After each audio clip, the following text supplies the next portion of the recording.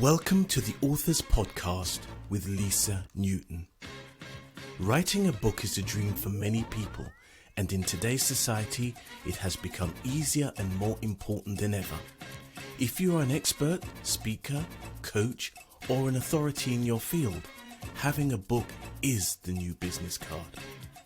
It can increase your credibility, enhance your status, and make you the go-to person in your field, opening doors and bringing a flood of opportunities straight to you.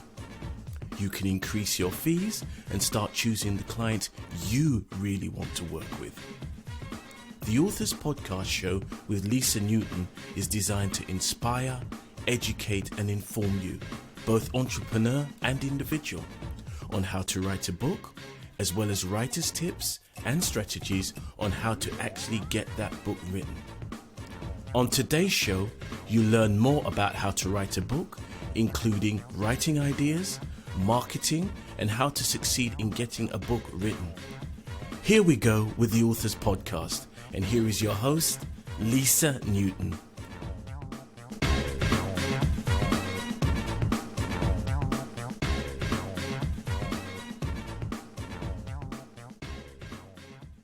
Welcome to another episode of the Authors Podcast. Today my guest is Janet Mohapi-Banks.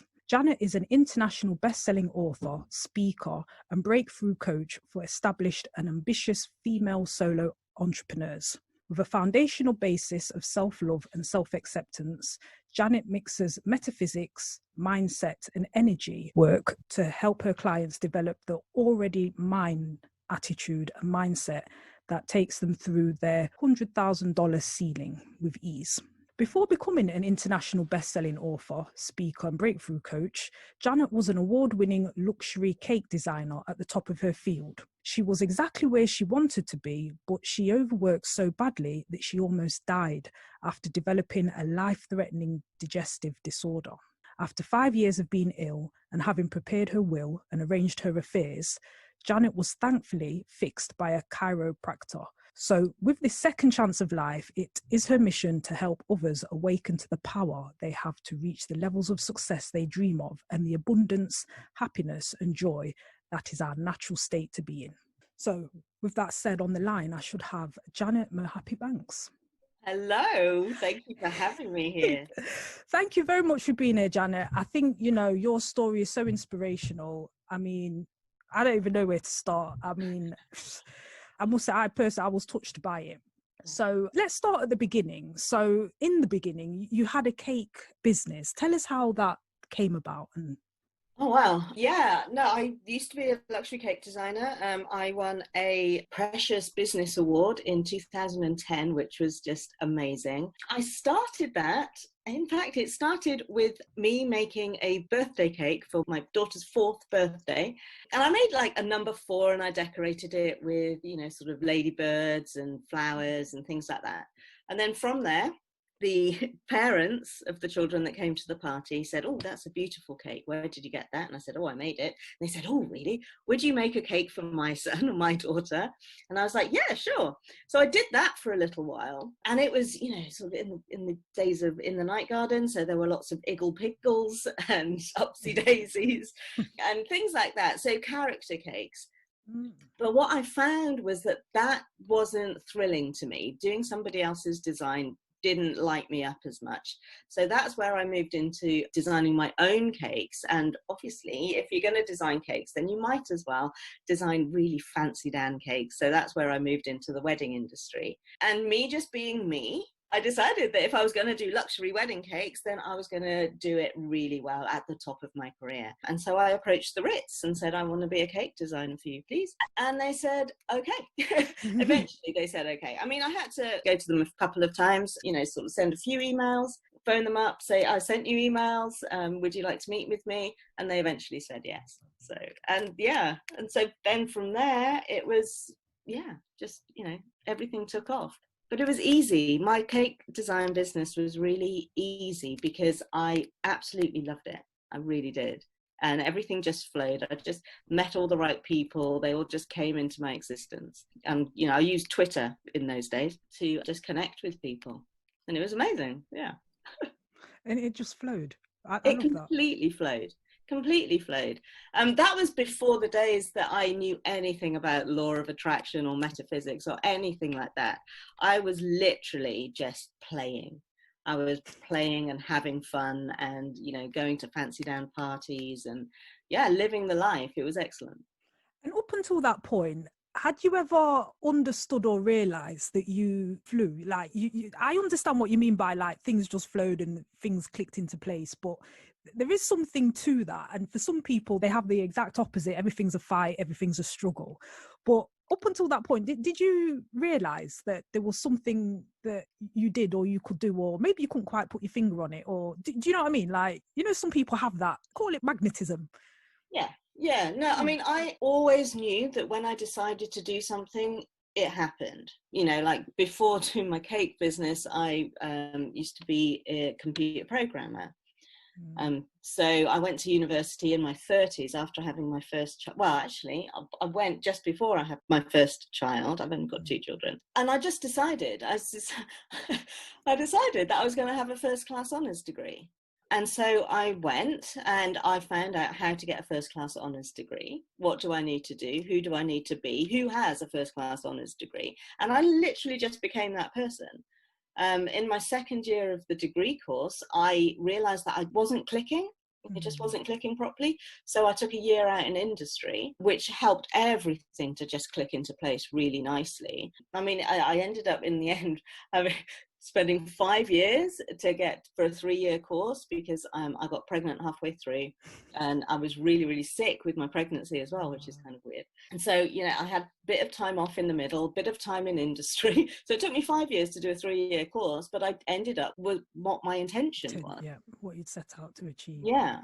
And again, it was just a case of being pulled towards the vision of what I wanted to create.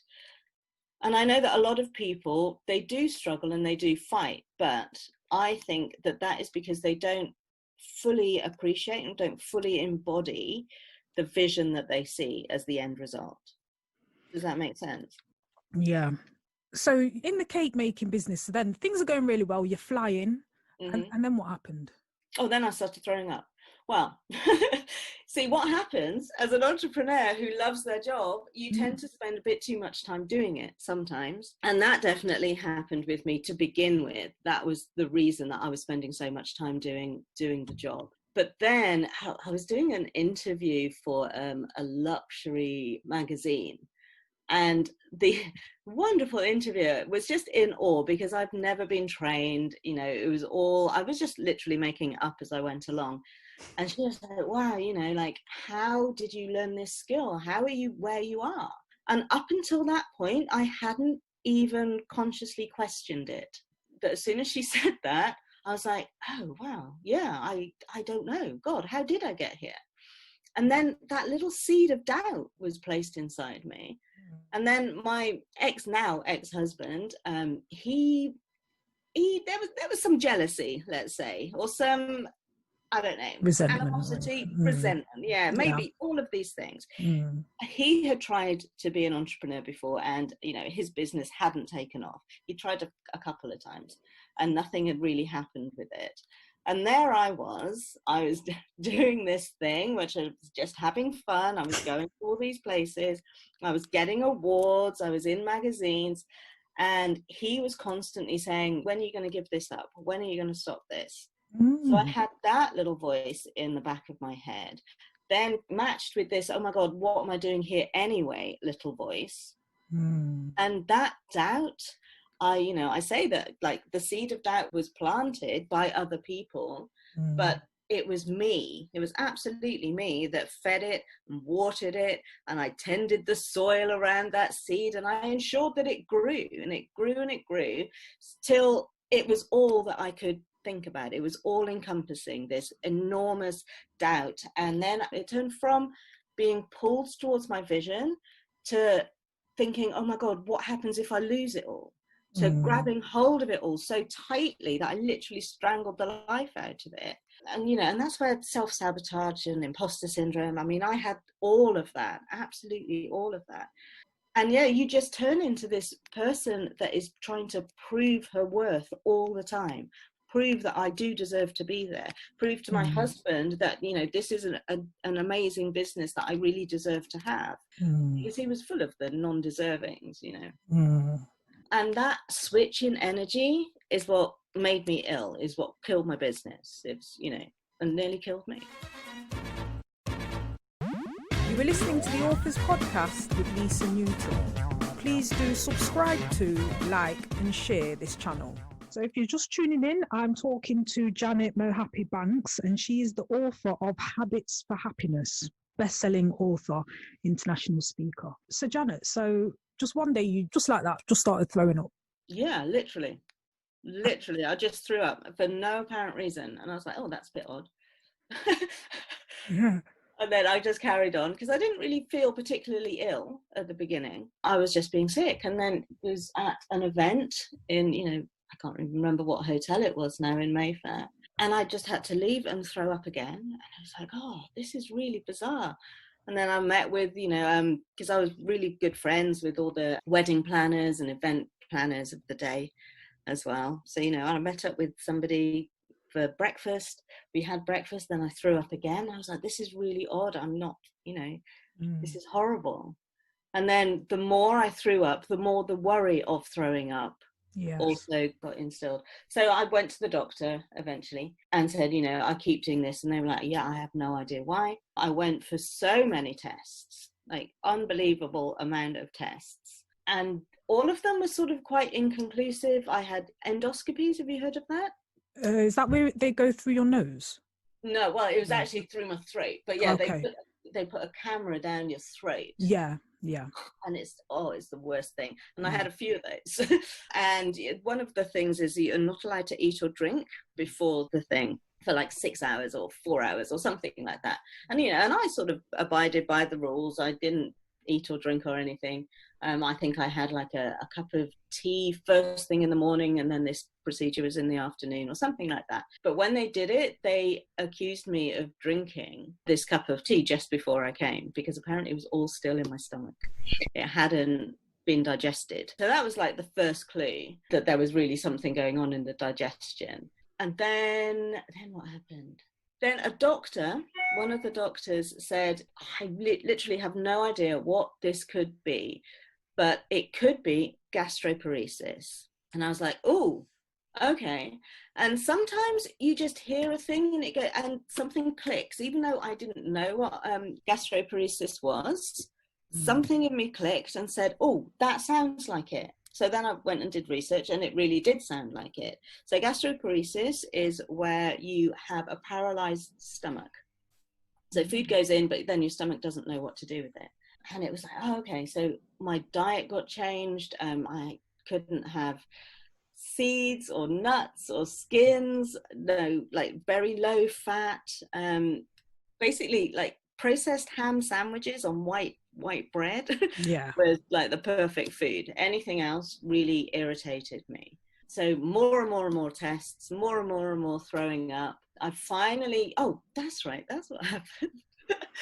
You know how you flick through the TV sometimes? Yeah. And I never used to watch ITV. I mean, I still don't watch ITV, but I was just flicking through, and there was a news article with somebody saying that they had gastroparesis, and they were healed by Professor Epstein of Royal Free Hospital. Yeah. And I was like, oh, okay. And it was one of those where you just flick, and then you go, oh, hang on, what was that? And so I had to flick back and listen properly. So then I went to my GP. This is when we were living in the Epsom, Surrey area, and said, okay, I want to see this person, please. And they said, okay, fine, I'll set that up. And they did. And so I met with Professor Epstein, had loads more tests, and he determined that it was an electrical problem. There wasn't an electrical signal going from my brain to my stomach. So although it had the symptoms of gastroparesis, it wasn't proper official gastroparesis, because it wasn't my stomach that was paralyzed. There was just no signal going. So my stomach wasn't getting the information that it needed, just like a computer. It wasn't getting the information that it needed to know what to do with food and water and things when they came into my stomach. So even that, just happening to flick through the station is sort of leading you to possible diagnosis there. Yeah, I know. Isn't the universe Yeah, amazing? I know. One of the books I wrote was called Cosmic Ordering with Vision Boards, and I metaphysics. I love it. Like Yeah. I'm there. I know. It's only when you look back and you Yes. see all the things that slotted into place. And like you say, you know, the chances of me catching that tiny snippet of a news article as I was flicking through, it's just amazing. When you look back and you can see all the stepping stones that led you to where you are, that's when you realize that you really are fully supported all the time, that everything really does work in your greatest favor. Everything really is working for you, but you just have to know about it. You have to appreciate the steps as they come, and you can only do that, like I say, when you realize that it's always been the case. It's always been the case. Absolutely. So just talk us through how you actually still fortunately are still here. Yeah, so bless him, Professor Epstein, he did absolutely everything that he could do within his knowledge. And he was amazing. He really was. I have utmost respect for him. But it wasn't working. What he did wasn't working. I had all these experimental devices, all these experimental drugs, and none of it was really working very well. And eventually, after my husband left, and, you know, I was left to look after 2 children, I had to make a really big decision. So I had to accept where I was. I had to accept fully the situation that I was in, which was, you know, the prognosis was a slow death by starvation. I had to accept that. And once I had accepted that, then I said, right, that is my prognosis. This is what is likely to happen if nothing else changes. But then I had to decide. That actually I was going to live. So how was I going to live? What was going to come into my life that would enable me to carry on living? So I would see my son's 10th birthday. Because, you know, at one point I was convinced that I wasn't going to. And that's where I was flicking through the paper and saw a little advert for a chiropractor. Because I'd tried a chiropractor before and it wasn't the right chiropractor and it didn't really work. So I'd sort of given up on it. But then as I was flicking through, I saw an advert. I was like, you know what? I'm going to give it one more go. So I phoned her up. She saw me that day within like a couple of hours. And we started treatment. Yeah, Jade Gillow Hurd in Helston is amazing. She literally saved my life. 6th session, she cracked my back. I woke up in the middle of the night of that day to the most enormous headache in the side of my head that felt like electricity going up an oak tree. Is the only real explanation that I have for it. And if you've ever seen a picture of a brain cell, it looks like a goddamn oak tree. I was amazed. But I could feel that bzz, bzz, bzz going up the side of my head, and it was just really intense but really short. And I woke up the following morning pain-free for the first time in over 4.5 years. And then it took from May to August for all the symptoms to disappear completely. But then as soon as they had, I knew that I was here to help people really live, because that feeling of waking up pain-free is something that if I could have bottled, I would have been able to sell for like millions and millions, literally. It's the most incredible feeling you've ever had. And people, if you haven't been through something like this, you don't appreciate what you have. You don't appreciate having no pain. You don't appreciate having life. So, you know, part of what I do is to help people appreciate the life that they have, because as soon as you start doing that, you know, everybody talks about gratitude, but really it's more appreciation. Really appreciating the life you have. And then that is what draws the life that you want to you. And maybe, you know, it was all part of the plan where it's almost you need to have this sort of close to the edge experience to kickstart you in another direction almost, maybe. Yeah, maybe. Who knows? I mean, this was the journey that I went on, definitely. You know, if this hadn't happened, I would probably still be making cakes.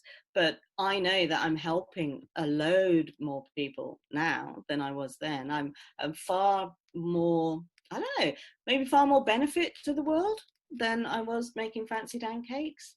I mean, my cakes were really fancy, but Yeah, but that business had to come to an end because of your illness. Yeah, absolutely. And closing that was one of the hardest things I've ever done. It was a baby. My business was my baby. But yeah, there was no way I could carry on. And, people have said, well, I could have sold it. And yes, I probably could have, but I was having a tantrum at the time. So you just took the question out of my mind, actually, because that is what I wanted to ask you. Like, could you not have sold it? I mean, no, I couldn't because I just couldn't. I just killed it. I killed everything about it. Yeah. I had worked so hard to keep it. And like I say, at that point, I was in this real energy of proving that I was supposed to be there, proving, a real pushing, horrible, destructive energy. So yeah, when it was taken away, I was it. Right. It all goes. If I can't have it, nobody can have it. Fair enough. Okay, so if you're just tuning in, I'm talking to Janet Mohapi-Banks, who's the author of Habits for Happiness, and Janet is a breakthrough coach. So what we'll do now is we'll look into how the breakthrough coaching came about. You are listening to the Authors Podcast with me, your host, Lisa Newton. You can email me, lisa@lisanewton.co.uk. And remember, we have the Inner Circle, which is for writers just like you, and you can join us at writeabook.net.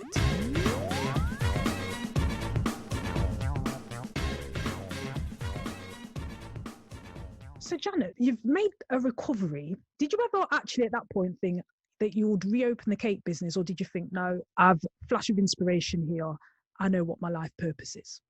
No, I never thought of going back to the cakes. There were a couple of reasons for that. The main one being that I had moved, when I got really ill, I moved from the London area down to Cornwall because, like I said, I was likely to die and I wanted to be popping off from a beautiful place. And at the time as well, I had 2 small children, and I thought that living in a rural setting with beaches just on the, sorry about that, with beaches within, minutes walk would be really good for them. So no, I never thought about going back to the cakes because I was in a completely different place. But, once you sold cakes to the Ritz, like selling cakes to little, Bob's coffee shop or whatever isn't quite the same thing. And also one of my mottos is onwards and forever forwards. So, when you've done something, if it hasn't worked for whatever reason, I don't believe in like flogging the dead horse, as it were.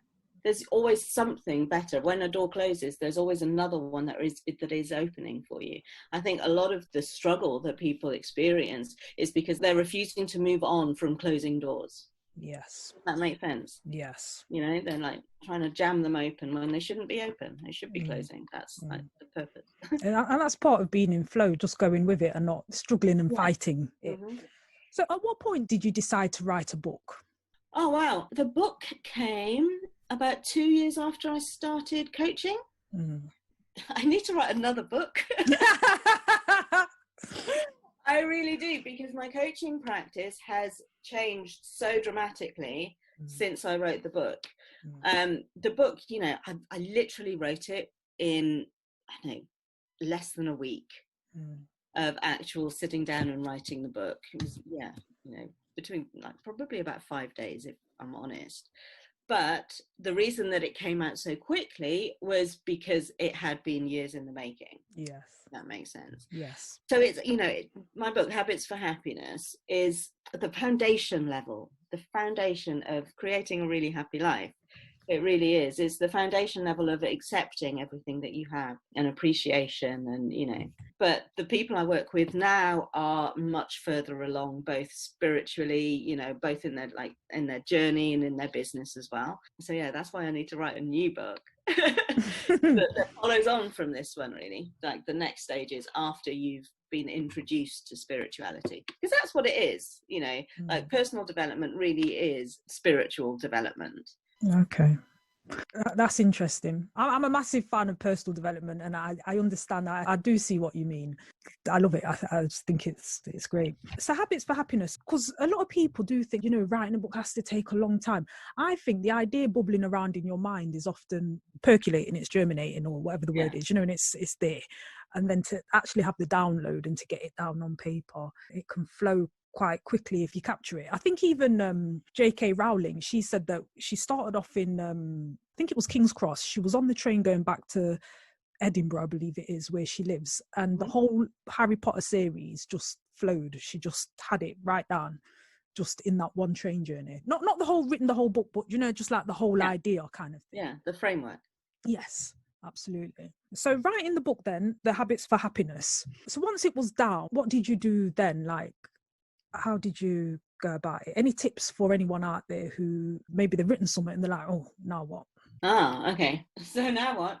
There's a whole process to marketing books and triggering the Amazon algorithm and things like that. And it's based around keywords. It's based around the amount of support you get when you first release your books and the categories that you release it into as well. So if you've just written a book, my advice would be to get a really cool launch team behind you who will go in, they will purchase your book.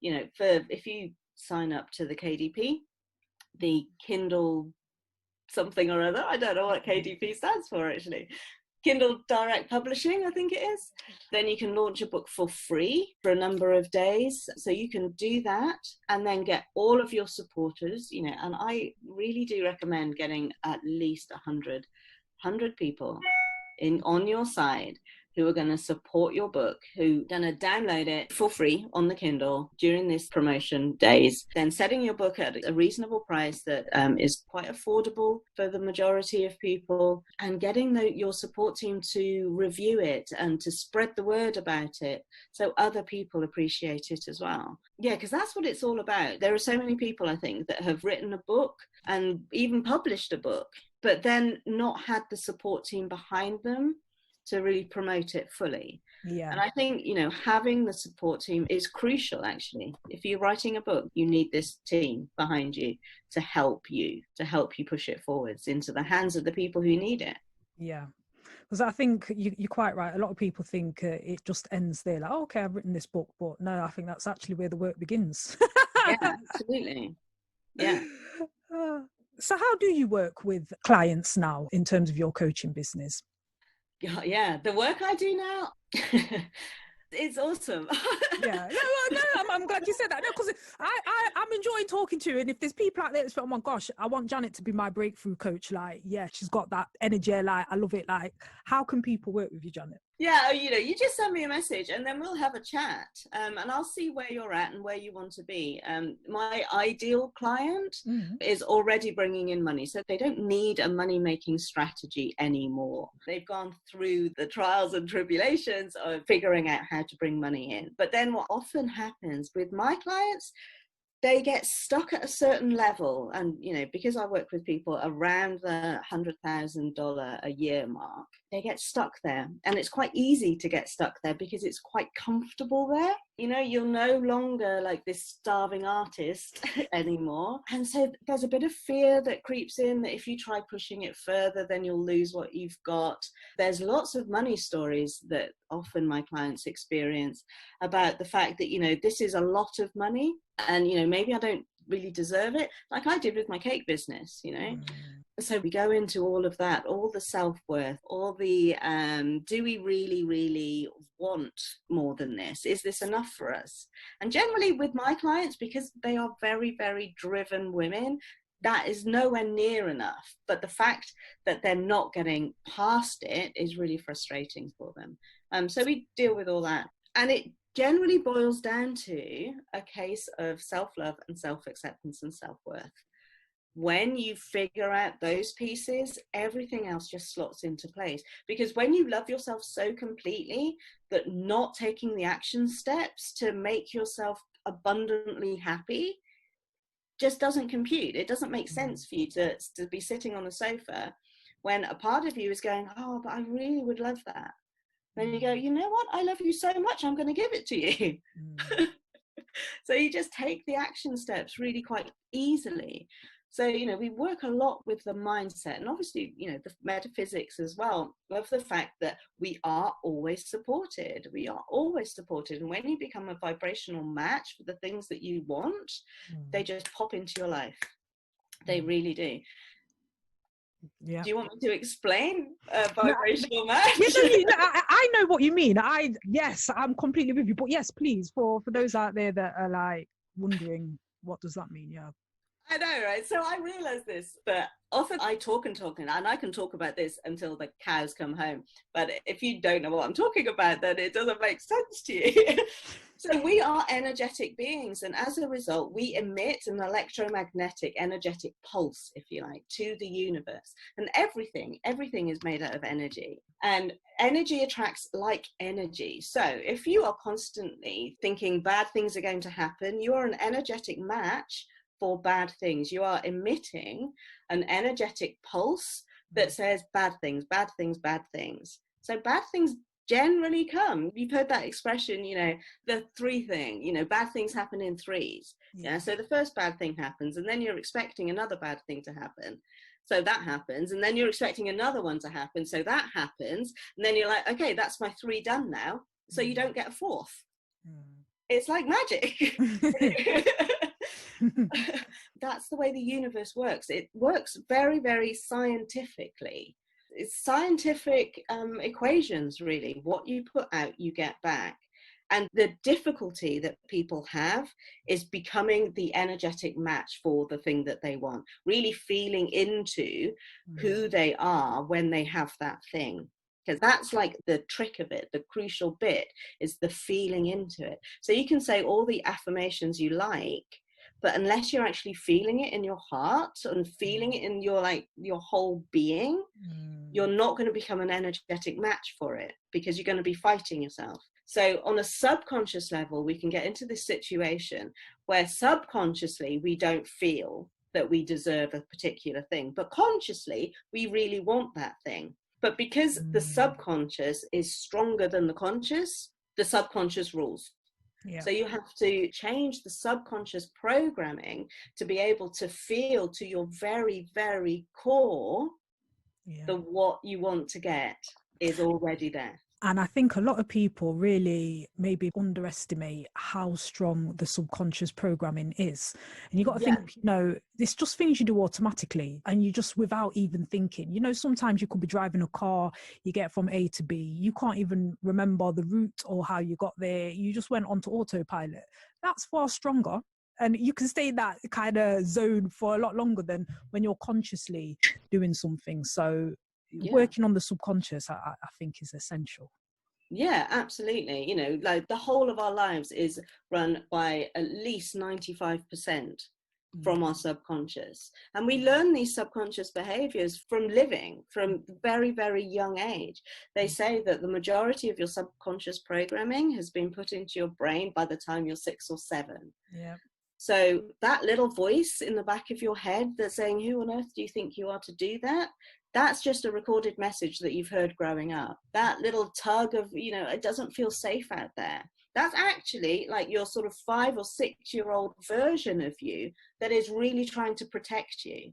That's the one that is calling the shots. And once you realize that that little voice isn't you, that you are not your thoughts, and you can just observe your thoughts and then reassure your thoughts and say, you know what, thank you so much for protecting me, but I'm all right. I've got this. Then you are in a really strong position to actually consciously create the life that you want, because you're no longer running on this autopilot of your subconscious upbringing. Now you're actually choosing, am I going to believe this thought, or am I going to choose a different one? Am I going to believe this is true about me, that I really can't get to $500,000 a year? Am I really going to believe that? Or am I going to believe a different story about me? Because we literally run our entire lives on stories. The stories that we subconsciously run our lives on are the stories that we've always been told about us from other people.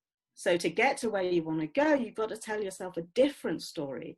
The story of who you are when you're there, when you're in this place where you really want to be? Who are you then? Because you don't have to be the person that you've always been brought up to believe that you are. You're infinite. You can be anything you want, anything. And on that note, Janet, I feel, just so, so motivated and inspired. So we get to choose how we define who we are and the life that we live. Absolutely. That's it. So fantastic. So listeners, if you are as inspired as I am, head on over to Janet's website. So Janet's website is janetmohapi-bankscoaching.com. That's right. Let me spell that for you. Janet, Janet, Mohapi, Mohapi, Banks, Banks, coaching.com. janetmohapi-bankscoaching.com. And you can also find Janet on Facebook, Janet Mohapi-Banks. Probably safe to say there is only one Janet Mohapi-Banks. So the world only needs one Janet Mohapi-Banks. Janet can be found on Facebook, LinkedIn, Twitter, and Instagram. And her book, once again, is Habits for Happiness. Yeah. And that's a best-selling book. So Janet, thank you very, very much for being a guest on the Authors Podcast. It's been very inspirational. Thank you so much for having me. I've really enjoyed talking with you. Thank you. And so listeners, that concludes another episode of the Authors Podcast. Thank you for tuning in, and I'll see you next time.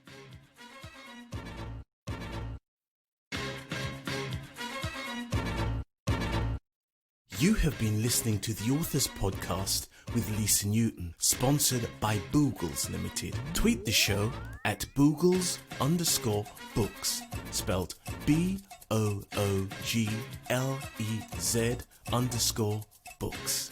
You can also contact your host via the email address lisa@lisanewton.co.uk. And if you want to join our authors community, join the inner circle at www.writeabook.net.